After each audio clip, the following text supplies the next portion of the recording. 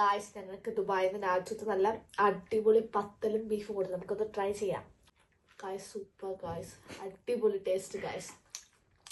നല്ല അടിപൊളി സാധനം, വായിലിങ്ങനെ അലിഞ്ഞു പോകുന്നു. അതിൻ്റെ ഫ്ലേവേഴ്സ് ഏരിയയൊക്കെ കറക്റ്റ് പക്ക. താങ്ക് യു നാച്ചുത്ത, thank you so much.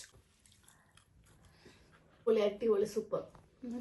Hi hello അസ്സാം വലൈക്കും. ഇന്നത്തെ എൻ്റെ റെസിപ്പി നല്ല അടിപൊളി ഉമ്മാലുണ്ടാക്കുന്ന സ്റ്റൈലുള്ള നല്ല ബീഫ് വരട്ടതിൻ്റെ ഒരു റെസിപ്പിയാണ് കേട്ടോ. അപ്പം ഇത് കഴിച്ചിട്ടുണ്ടായ റിവ്യൂ ആണ് കേട്ടോ ഞാൻ ഫസ്റ്റ് ഇതിൽ ആഡ് ചെയ്തിട്ടുള്ളത്. എൻ്റെ ഏട്ടത്തിൻ്റെ മോള് കസാഖിസ്ഥാനിൽ ഡോക്ടറിന് പഠിക്കുന്നുണ്ട് കേട്ടോ. അവൾക്ക് ഫ്രണ്ട്സിനും കൊടുത്തയച്ചാണ് കേട്ടോ. ഇത് ഉണ്ടാക്കാനായി ഞാൻ 4 കിലോ ബീഫ് ഇതേപോലെ കട്ട് ചെയ്തിട്ട് എടുത്തിട്ടുണ്ട് കേട്ടോ. അധികം ചെറുതാക്കാൻ പാടില്ല കേട്ടോ ബീഫിൻ്റെ പീസ്. ഇനി ഇതിലേക്ക് ഒരു 8 വലിയ ഉള്ളി ചേർത്ത് കൊടുക്കുന്നുണ്ട്. പിന്നെ ഒരു 4 വലിയ തക്കാളിയാണ് കേട്ടോ ഞാൻ ചേർത്ത് കൊടുത്തിട്ടുള്ളത്. പിന്നെ ഇഞ്ചി വെളുത്തുള്ളി പേസ്റ്റാണ് കേട്ടോ. ഇത് 2 വെളുത്തുള്ളി ഉണ്ട് കേട്ടോ ഞാൻ പേസ്റ്റ് ആക്കിയിട്ട് എടുത്തിട്ടുള്ളത്. പിന്നെ ഇഞ്ചി എടുത്തിട്ടുണ്ട്. പിന്നെ കറിവേപ്പില, മല്ലിച്ചപ്പ്. ഇനി ഇതിലേക്ക് ആവശ്യമായിട്ടുള്ള പൊടികളായിട്ട് ഒരു 1 ടീസ്പൂണ് മഞ്ഞൾപ്പൊടി, 6 ടേബിൾ സ്പൂണ് മുളക് പൊടി ഇട്ട് കൊടുക്കാം. ഇത് 4 കിലോ ബീഫിൻ്റെ ക്വാണ്ടിറ്റിയിലാണ് കേട്ടോ ഉണ്ടാക്കുന്നത്. ബീഫ് വളരെ കുറച്ചാണെങ്കിൽ അതിൻ്റെ നേരെ പകുതി അളവിൽ അങ്ങനെ എടുത്താൽ മതി കേട്ടോ. ഈ 4 കിലോ ബീഫിന് ഇത് കറക്റ്റാണ് കേട്ടോ, ഇത് മതിയാകും. ഇനി പൊടിയായിട്ട് ചേർത്ത് കൊടുക്കേണ്ടത് മല്ലിപ്പൊടിയാണ് കേട്ടോ. മല്ലിപ്പൊടി ഒരു 3 ടേബിൾ സ്പൂൺ ചേർത്ത് കൊടുക്കുന്നുണ്ട്. കൂടെ തന്നെ ഒരു 2 ടേബിൾ സ്പൂണ് കുരുമുളകിൻ്റെ പൊടിയും ചേർത്ത് കൊടുക്കുന്നുണ്ട് കേട്ടോ. ഞാനിത് കുറേ ആൾക്ക് ഉണ്ടാക്കുന്നതുകൊണ്ട് എല്ലാവർക്കും അങ്ങനെ എരിവ് ഇഷ്ടപ്പെടണം എന്നില്ലല്ലോ, അപ്പോൾ ആ ഒരു അളവിൽ ഉണ്ടാക്കിയതാണ് കേട്ടോ. പിന്നെ 1 ടേബിൾ സ്പൂണ് ഗരം മസാലയും കൂടി ചേർത്ത് കൊടുക്കുന്നുണ്ട്. എന്നിട്ട് ഇതാ കൈയോട് ഇതേപോലെ നന്നായിട്ടൊന്ന് മിക്സ് ആക്കിയിട്ട് എടുക്കണം കേട്ടോ. നല്ലോണം കൈയോട് മിക്സ് ആക്കിയിട്ട് എടുക്കണം. കാരണം ഇത് ഉള്ളിയൊന്നും ഈ ടൈമിൽ വാട്ടുന്നൊന്നുമില്ലല്ലോ. അപ്പം നല്ലോണം ഇതെല്ലാം ഒന്നാകെ ഈ ബീഫും അതെല്ലാം മസാലകളെല്ലാം പിടിക്കുന്ന ഇതിൽ മിക്സാക്കി കൊടുക്കാം. ഇനിയിപ്പോൾ ഇതിലേക്ക് ആവശ്യത്തിനുള്ള ഉപ്പ് ചേർത്ത് കൊടുക്കാം കേട്ടോ. എന്നിട്ട് നന്നായിട്ടൊന്ന് ഇതേപോലെ കൈ വെച്ചിട്ട് നന്നായിട്ടൊന്ന് മിക്സാക്കി കൊടുക്കാം കേട്ടോ. ഇനിയിപ്പോൾ ഇത് ഒരു കുക്കറിൽ എനിക്ക് ആവില്ല കേട്ടോ. ഇത് 4 കിലോ ഉണ്ടായതുകൊണ്ട് ഞാനിപ്പോൾ 2 കുക്കറിൽ വെച്ചിട്ടാണ് കേട്ടോ ഇത് വേവിച്ചെടുക്കുന്നത്. കുറച്ച് ഈ ഒരു കുക്കറിലും പിന്നെ രണ്ടാമത് വേറൊരു കുക്കറിലും ഇട്ടിട്ട് അങ്ങനെയാണ് കേട്ടോ വേവിച്ചെടുക്കുന്നത്. പിന്നെ കുറച്ച് വെള്ളം ഒഴിച്ച് കൊടുക്കുന്നുണ്ട്. അധികം വെള്ളം ഒഴിച്ചെടുക്കാൻ പാടില്ല കേട്ടോ, കാരണം ഇറച്ചി തന്നെ വെള്ളം ഇറങ്ങി വരും കേട്ടോ. അപ്പം കുറച്ച് വെള്ളമായിട്ട് ഒഴിക്കാൻ വേണ്ടി പാടുള്ളൂ. ഇനിയിപ്പോൾ ഇതാ ഈ ഒരു കുക്കർ എടുത്ത് വെച്ചിട്ടുണ്ട് കേട്ടോ. ഇനിയിപ്പോൾ ഇതാ രണ്ടാമത്തെ കുക്കറിലും ഇതിൻ്റെ പകുതി ഇട്ടിട്ട് അങ്ങനെ അടുപ്പത്ത് വെക്കുന്നതാണ് കേട്ടോ. അപ്പം രണ്ടും ഒരുമിച്ച് തന്നെ വെച്ച് കേട്ടോ. അപ്പം ഒന്നായിട്ട് വേകട്ടെ എന്ന് വിചാരിച്ചു. ഇനിയിപ്പോൾ ഇതാ ഫസ്റ്റത്തെ 2 വിസിൽ ഹൈ ഫ്ലെയിമിലും പിന്നെ അതിന് ശേഷമുള്ള 4 വിസിൽ ലോ ഫ്ലെയിമിൽ ഇട്ടിട്ടാണ് ഞാൻ വേവിച്ചെടുത്തിട്ടുള്ളത്.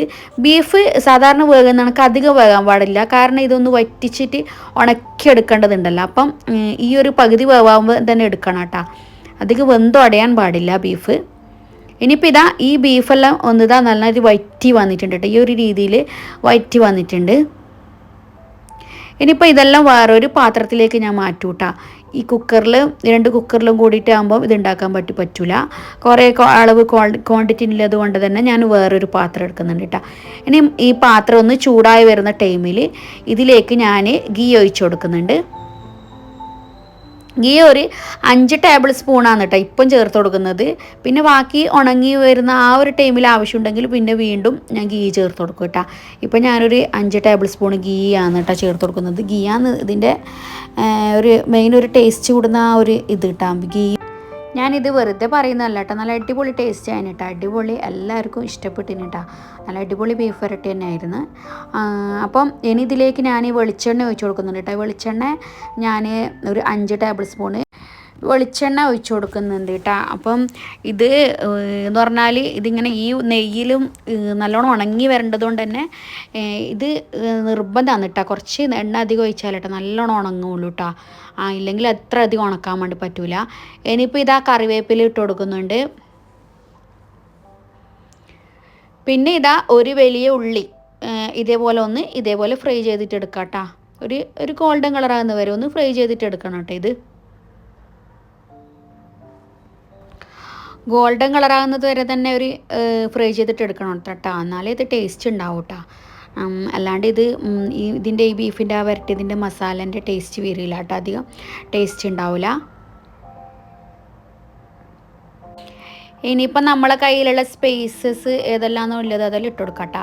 ഞാനിപ്പം ഇതിലേക്ക് ഗ്രാമ്പൂ ഇട്ട് കൊടുക്കുന്നുണ്ട്, പിന്നെ പട്ട, പിന്നെ അങ്ങനെയെല്ലാം ഇട്ട് കൊടുക്കുന്നുണ്ട് കേട്ടോ. ഇതിപ്പം ഗോൾഡൻ ഒരു ബ്രൗൺ കളറാകുന്നത് വരെ ഇതുണ്ട് ഫ്രൈ ആയിട്ട് വന്നിട്ടുണ്ട് കേട്ടോ. ഈ ഒരു പരുവത്തിലാവണം കേട്ടോ, എന്നാലേ നല്ല മസാല ആവുള്ളൂ കേട്ടോ. ബീഫൊക്കെ നല്ലോണം വരട്ടി പിടിച്ചിട്ട് അതിൻ്റെ ഒരു ടേസ്റ്റ് വരും.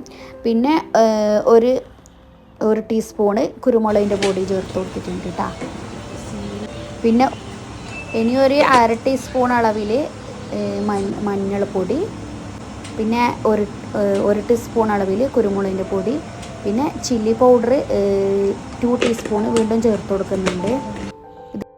പിന്നെ ഗരം മസാല ഒരു 1/2 ടീസ്പൂൺ അളവിൽ ഗരം മസാല വീണ്ടും ചേർത്ത് കൊടുക്കുന്നുണ്ട് കേട്ടോ. എന്നിട്ട്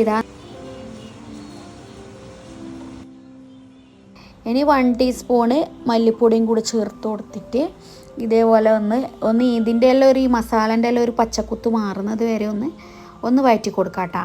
ഒരു ലോ ഫ്ലെയിമിൽ ഇട്ടിട്ട് വേണം കേട്ടോ, ഇല്ലെങ്കിൽ മസാലയെല്ലാം ഇങ്ങനെ കത്തൂട്ടാ. ഇനിയിപ്പം നേരത്തെ നമ്മൾ ബീഫെല്ലാം വറ്റിച്ച് വെച്ചിട്ടുണ്ടായിട്ട് അതെല്ലാം കൂടി ഇതിൽ മിക്സ് ആക്കേണ്ട ആവശ്യമുണ്ട്. ഇനി ആ ബീഫെല്ലാം ഇതിൽ ഇട്ട് കൊടുക്കുന്നുണ്ട് കേട്ടോ.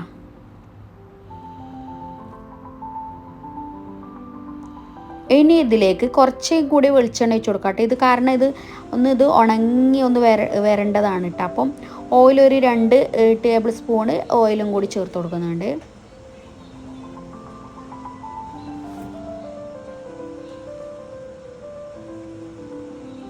ഇനി ഇത് കണ്ടിന്യൂ ആയിട്ട് ഇതേപോലെ ഇളക്കി കൊടുക്കണം കേട്ടോ. ഇനിയിപ്പം ഇത് കുറച്ചൊരു മീഡിയം ഫ്ലെയിമിലിട്ടിട്ട് ഇതേപോലെ നന്നായിട്ടൊന്ന് കൈയോട് ഇളക്കി കൊടുക്കുക, അല്ലെങ്കിൽ അടിക്ക് പിടിക്കും കേട്ടോ. അപ്പോൾ നന്നായിട്ടൊന്ന് ഉണക്കിയെടുക്കണം. പിന്നെ ഈ ബീഫിൽ നിന്നുള്ള കുറച്ച് വെള്ളം ഇറങ്ങി വരുമല്ലോ, അപ്പോൾ അതൊന്ന് വറ്റിച്ചെടുക്കാൻ വേണ്ടിയിട്ട് അടുക്കി വെച്ചിട്ടുണ്ട് കേട്ടോ. അതിൻ്റെ ഇടയ്ക്കിടയ്ക്ക് ഇളക്കിക്കൊണ്ടേ ഇരിക്കണം കേട്ടോ. ഇനിയിപ്പോൾ ഇതിലേക്ക് വീണ്ടും ഞാനൊരു 1 ടീസ്പൂണ് ഗീ ചേർത്ത് കൊടുക്കുന്നുണ്ട് കേട്ടോ. അപ്പോൾ നല്ല അടിപൊളി മണം വരുന്നുണ്ട്. ഇതേപോലെ ഈ ഒരു രീതിയിലാണ് കേട്ടോ ബീഫ് വരട്ടത് തയ്യാറാക്കേണ്ടത്. ഇത് നല്ല ടേസ്റ്റ് തന്നെ എനിക്ക് കിട്ടുകയും ചെയ്തതിന് കേട്ടോ. ഞാൻ ആദ്യമായിട്ടാണ് ശരിക്കും പറഞ്ഞാൽ ഇത്രയും അളവിൽ ഉണ്ടാക്കുന്നത് കേട്ടോ. ഞാനിപ്പോൾ ഒരു 2 കിലോ ബീഫിലെല്ലാം ഉണ്ടാക്കിയിട്ടുണ്ടായിന് കേട്ടോ. ഞാൻ അങ്ങനെയെല്ലാം ഉണ്ടാക്കുന്നതല്ലാണ്ട് ഞാനിങ്ങനെ ഒരു 4 കിലോനെല്ലാം ഉണ്ടാക്കുന്നത് ആദ്യമായിട്ടാണ് കേട്ടോ. എന്നാലും നല്ല അടിപൊളി മണം വരുന്നുണ്ട്, നല്ല അടിപൊളി ടേസ്റ്റ് ആയും ഇരുന്നതിന് കേട്ടോ. എനിക്ക് ശരിക്കും പറഞ്ഞാൽ ഒരു പേടി ഉണ്ടായിന് കൊടുത്തേക്കുന്നതായതുകൊണ്ട്. ആദ്യമായിട്ടും അല്ല ഇത്രയൊരു അളവിൽ ഉണ്ടാക്കുന്നത്. അപ്പം അങ്ങനെ ഒരു പേടിയിലുണ്ടായിരുന്നു കേട്ടോ. പക്ഷേ ഉണ്ടാക്കിയിട്ട് മാഷാ അല്ലാ നല്ല അടിപൊളി ബീഫ് എന്ന് പറഞ്ഞിട്ട് അതാണ് ഞാൻ ഫസ്റ്റ് അതിൻ്റെ വീഡിയോ ഇട്ടിട്ടുണ്ടായിരുന്നു കേട്ടോ. അത്രയ്ക്കും നല്ല ടേസ്റ്റിലായിന് പറഞ്ഞിട്ടുണ്ടായിരുന്നു കേട്ടോ. അപ്പം ഇനി ഇതിലേക്ക് ലാസ്റ്റായിട്ട് കുറച്ച് മല്ലിച്ചപ്പൂവും കൂടി ഇട്ട് കൊടുക്കുന്നുണ്ട്. അപ്പം ഇതാണ് കേട്ടോ നമ്മൾ നല്ല അടിപൊളി നല്ല ടേസ്റ്റി ആയിട്ടുള്ള ബീഫ് വരട്ടിയത് ഇവിടെ റെഡി ആയിട്ടുണ്ട് കേട്ടോ. അപ്പം വീഡിയോ കണ്ടിട്ട് ഇഷ്ടപ്പെട്ടിട്ടുണ്ടെങ്കിൽ എല്ലാവരും ഒന്ന് ലൈക്ക് ചെയ്യാനും മറക്കരുത്. പിന്നെ വീഡിയോ കണ്ടാൽ ഇത് ഉണ്ടാക്കി നോക്കിയിട്ട് അതിൻ്റെ അഭിപ്രായം പറയാനൊന്നും മറക്കരുത് കേട്ടോ.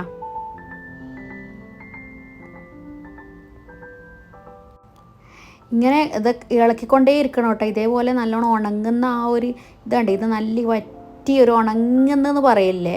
അപ്പം നിങ്ങളുടെ നാട്ടിലെന്താണ്, എല്ലാവരുടെ നാട്ടിലെന്താണ് പറയുന്നത് അറിയില്ല, നമ്മളിങ്ങനെ ഉണക്കുന്നതെന്നാണ് പറയൽ. അപ്പം ഇതേപോലെ ആ ഒരു ടൈം ആകുമ്പോൾ എന്നിട്ട് ഇത് ഫ്ലെയിം ഒന്ന് ഓഫാക്കേണ്ടത്.